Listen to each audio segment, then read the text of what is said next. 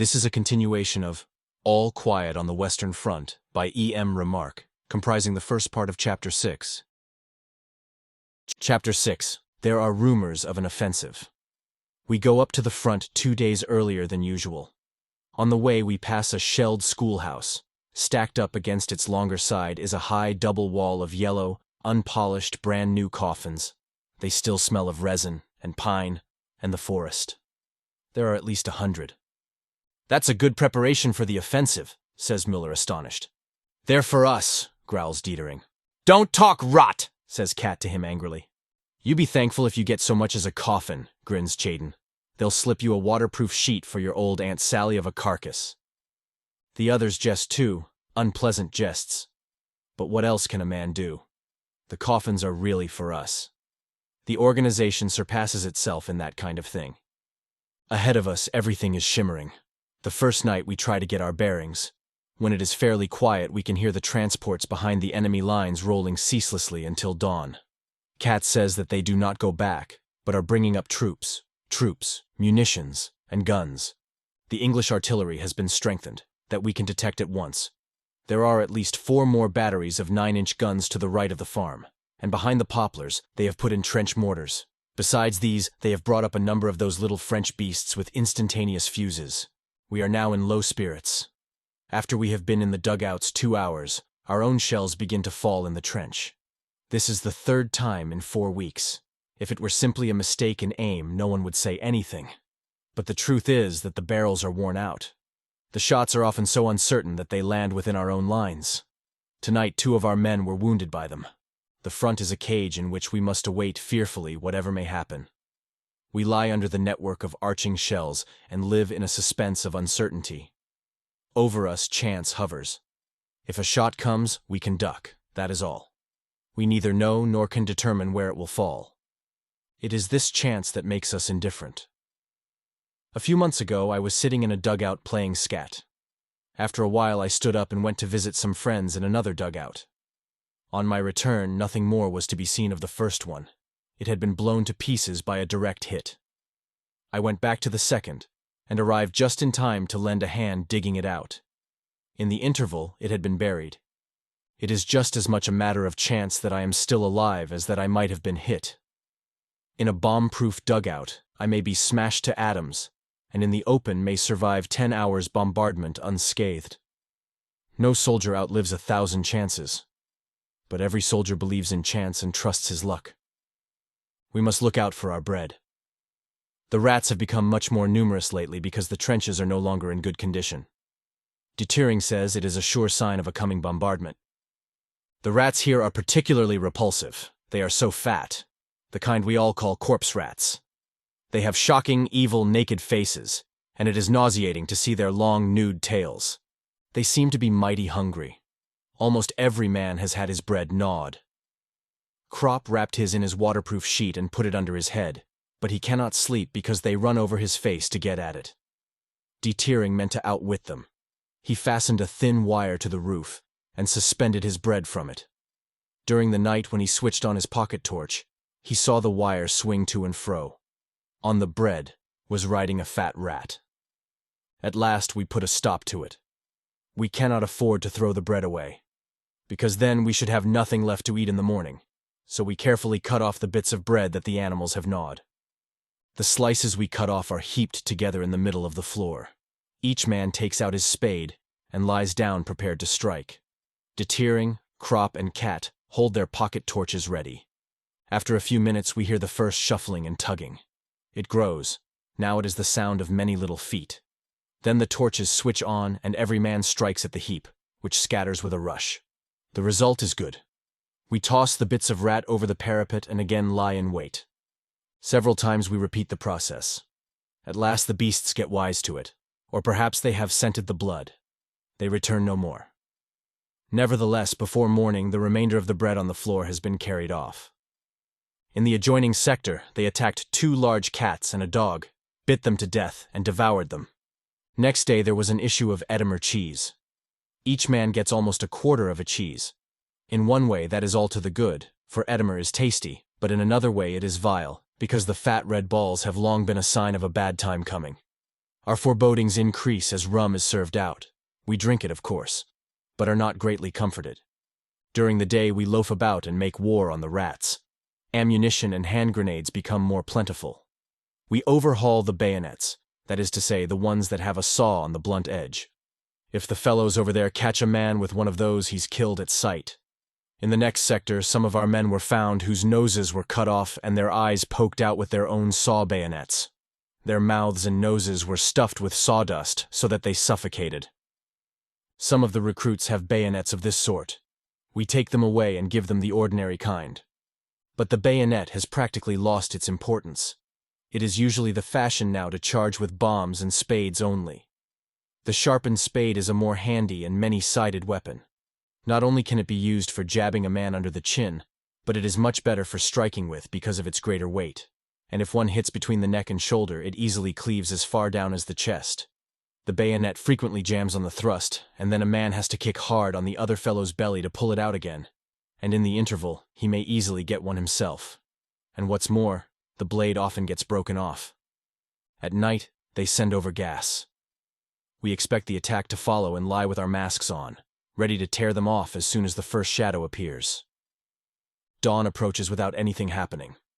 Only the everlasting, nerve-wracking roll behind the enemy lines, trains, lorries. But what are they concentrating? Our artillery fires on it continually, but still it does not cease. We have tired faces and avoid each other's eyes. It will be like the Somme, says Kat gloomily. There we were, shelled steadily for 7 days and nights. Kat has lost all his fun since we have been here, which is bad. For Kat is an old front hog and can smell what is coming. Only Chayden seems pleased with the good rations and the rum. He thinks we might even go back to rest without anything happening at all. It almost looks like it. Day after day passes. At night I squat in the listening post. Above me the rockets and parachute lights shoot up and float down again. I am cautious and tense. My heart thumps. My eyes turn again and again to the luminous dial of my watch. The hands will not budge. Sleep hangs on my eyelids. I work my toes in my boots in order to keep awake. Nothing happens till I'm relieved. Only the everlasting rolling over there. Gradually we grow calmer and play scat and poker continually. Perhaps we will be lucky. All day the sky is hung with observation balloons. There is a rumor that the enemy are going to put tanks over and use low-flying planes for the attack. But that interests us less than what we hear of the new flamethrowers. We wake up in the middle of the night. The earth booms. Heavy fire is falling on us. We crouch into corners. We distinguish shells of every caliber. Each man lays hold of his things and looks again every minute to reassure himself that they are still there. The dugout heaves, the night roars and flashes. We look at each other in the momentary flashes of light, and with pale faces and pressed lips, shake our heads. Every man is aware of the heavy shells tearing down the parapet, rooting up the embankment and demolishing the upper layers of concrete. When a shell lands in the trench, we note how the hollow, furious blast is like a blow from the paw of a raging beast of prey. Already by morning a few of the recruits are green and vomiting. They are too inexperienced. Slowly the gray light trickles into the post and pales the flashes of the shells. Morning is come. The explosion of mines mingles with the gunfire. That is the most dementing convulsion of all. The whole region where they go up becomes one grave. The reliefs go out. The observers stagger in, covered with dirt and trembling. One lies down in silence in the corner and eats. The other, an older man of the new draft, sobs. Twice he has been flung over the parapet by the blast of the explosions without getting any more than shell. Shock. The recruits are eyeing him. We must watch them. These things are catching. Already some lips begin to quiver. It is good that it is growing daylight. Perhaps the attack will come before noon. The bombardment does not diminish. It is falling in the rear, too. As far as one can see, spout fountains of mud and iron. A wide belt is being raked. The attack does not come, but the bombardment continues. We are gradually benumbed. Hardly a man speaks. We cannot make ourselves understood. Our trench is almost gone. At many places it is only 18 inches high. It is broken by holes and craters and mountains of earth. A shell lands square in front of our post. At once it is dark. We are buried, and must dig ourselves out. After an hour, the entrance is clear again, and we are calmer because we have had something to do. Our company commander scrambles in and reports that 2 dugouts are gone. The recruits calm themselves when they see him. He says that an attempt will be made to bring up food this evening. That sounds reassuring. No one had thought of it except Tjaden. Now the outside world seems to draw a little nearer. If food can be brought up, think the recruits, then it can't really be so bad. We do not disabuse them. We know that food is as important as ammunition, and only for that reason must be brought up.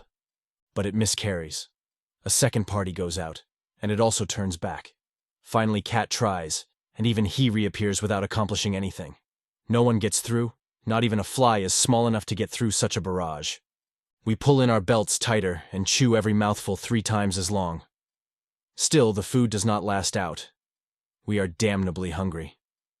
I take out a scrap of bread, eat the white, and put the crust back in my knapsack. From time to time, I nibble at it. The night is unbearable. We cannot sleep, but stare ahead of us and doze.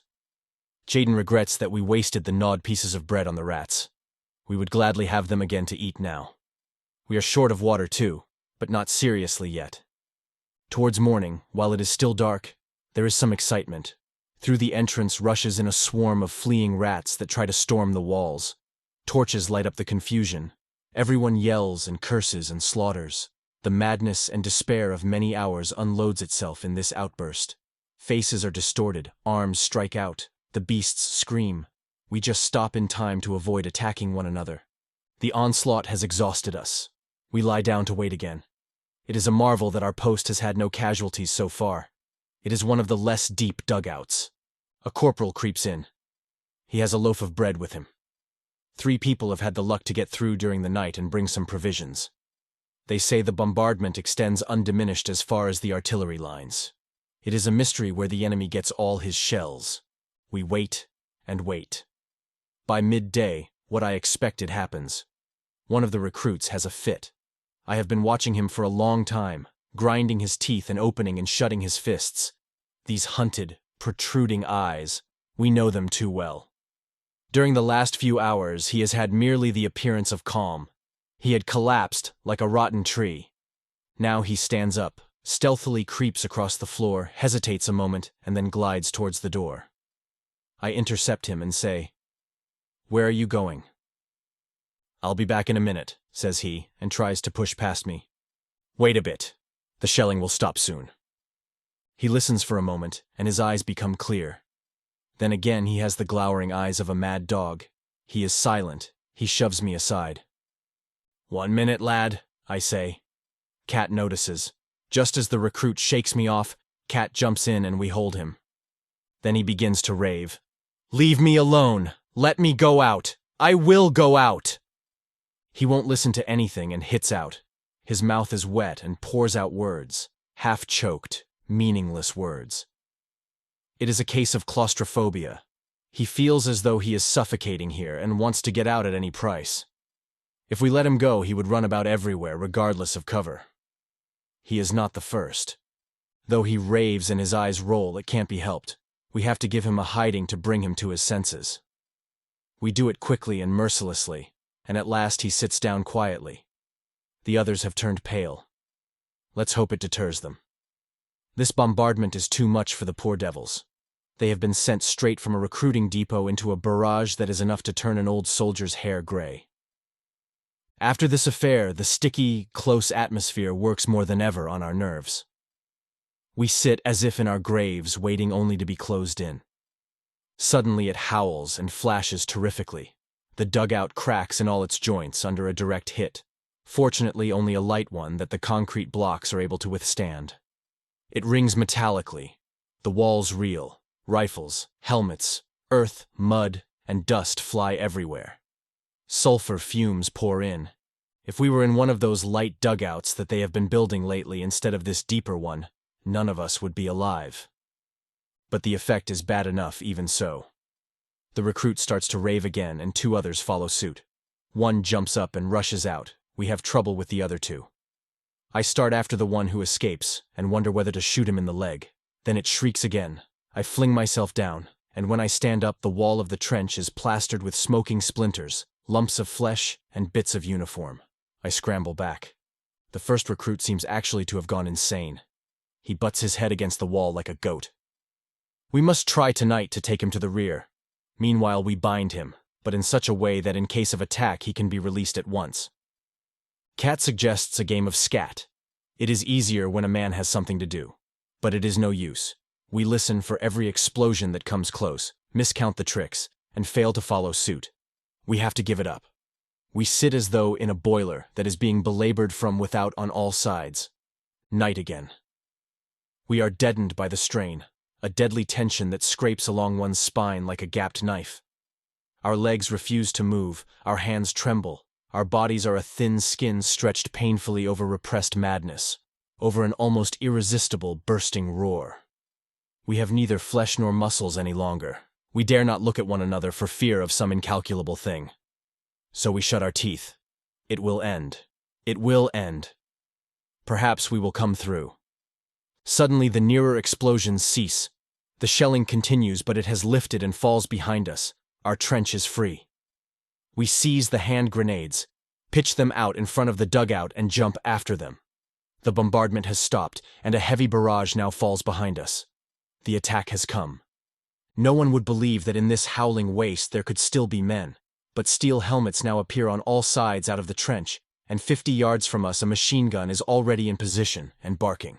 The wire entanglements are torn to pieces, yet they offer some obstacle. We see the storm troops coming. Our artillery opens fire. Machine guns rattle, rifles crack. The charge works its way across. Hay and Crop begin with the hand grenades. They throw as fast as they can, others pass them, the handles with the strings already pulled. Hay throws 75 yards, Crop 60. It has been measured. The distance is important. The enemy, as they run, cannot do much before they are within 40 yards. We recognize the smooth, distorted faces, the helmets. They are French. They have already suffered heavily when they reach the remnants of the barbed wire entanglements. A whole line has gone down before our machine guns. Then we have a lot of stoppages and they come nearer. I see one of them, his face upturned, fall into a wire cradle. His body collapses. His hands remain suspended as though he were praying. Then his body drops clean away, and only his hands with the stumps of his arms, shot off, now hang in the wire. The moment we are about to retreat, 3 faces rise up from the ground in front of us. Under one of the helmets, a dark, pointed beard and 2 eyes that are fastened on me. I raise my hand, but I cannot throw into those strange eyes. For one moment, the whole slaughter whirls like a circus round me, and these 2 eyes alone are motionless. Then the head rises up, a hand, a movement, and my hand grenade flies through the air and into him. We make for the rear, pull wire cradles into the trench, and leave bombs behind us with the strings pulled, which ensures us a fiery retreat. The machine guns are already firing from the next position. We have become wild beasts. We do not fight. We defend ourselves against annihilation. It is not against men that we fling our bombs. What do we know of men in this moment when death is hunting us down? Now, for the first time in 3 days, we can see his face. Now, for the first time in 3 days, we can oppose him. We feel a mad anger. No longer do we lie helpless, waiting on the scaffold. We can destroy and kill, to save ourselves, and to be revenged. We crouch behind every corner, behind every barrier of barbed wire, and hurl heaps of explosives at the feet of the advancing enemy before we run. The blast of the hand grenades impinges powerfully on our arms and legs. Crouching like cats, we run on, overwhelmed by this wave that bears us along, that fills us with ferocity, turns us into thugs, into murderers, into God only knows what devils. This wave that multiplies our strength with fear and madness and greed of life, seeking and fighting for nothing but our deliverance. If your own father came over with them, you would not hesitate to fling a bomb at him. The forward trenches have been abandoned. Are they still trenches? They are blown to pieces, annihilated. There are only broken bits of trenches, holes linked by cracks, nests of craters. That is all. But the enemy's casualties increase. They did not count on so much resistance. It is nearly noon. The sun blazes hotly. The sweat stings in our eyes. We wipe it off on our sleeves and often blood with it. At last we reach a trench that is in a somewhat better condition. It is manned and ready for the counterattack. It receives us. Our guns open in full blast and cut off the enemy attack. The lines behind us stop. They can advance no farther. The attack is crushed by our artillery. We watch. The fire lifts 100 yards and we break forward. Beside me, a lance corporal has his head torn off. He runs a few steps more while the blood spouts from his neck like a fountain. It does not come quite to hand fighting. They are driven back. We arrive once again at our shattered trench and pass on beyond it. Oh, this turning back again. We reach the shelter of the reserves and yearn to creep in and disappear. But instead we must turn round and plunge again into the horror. If we were not automata at that moment, we would continue lying there, exhausted and without will. But we are swept forward again, powerless, madly savage and raging. We will kill, for they are still our mortal enemies. Their rifles and bombs are aimed against us, and if we don't destroy them, they will destroy us. The brown earth, the torn, blasted earth, with a greasy shine under the sun's rays. The earth is the background of this restless, gloomy world of automatons. Our gasping is the scratching of a quill. Our lips are dry, our heads are debauched with stupor. Thus we stagger forward, and into our pierced and shattered souls bores the torturing image of the brown earth with the greasy sun, and the convulsed and dead soldiers who lie there, it can't be helped, who cry and clutch at our legs as we spring away over them. We have lost all feeling for one another. We can hardly control ourselves when our glance lights on the form of some other man. We are insensible dead men, who through some trick, some dreadful magic, are still able to run and to kill. A young Frenchman lags behind. He is overtaken. He puts up his hands. In one he still holds his revolver. Does he mean to shoot or to give himself? A blow from a spade cleaves through his face. A second sees it and tries to run farther. A bayonet jabs into his back. He leaps in the air, his arms thrown wide, his mouth wide open, yelling. He staggers. In his back the bayonet quivers. A third throws away his rifle, cowers down with his hands before his eyes. He is left behind with a few other prisoners to carry off the wounded. Suddenly in the pursuit we reach the enemy line. This concludes the 6th part of 16 total of All Quiet on the Western Front by E.M. Remarque, produced by Best Audiobooks for free.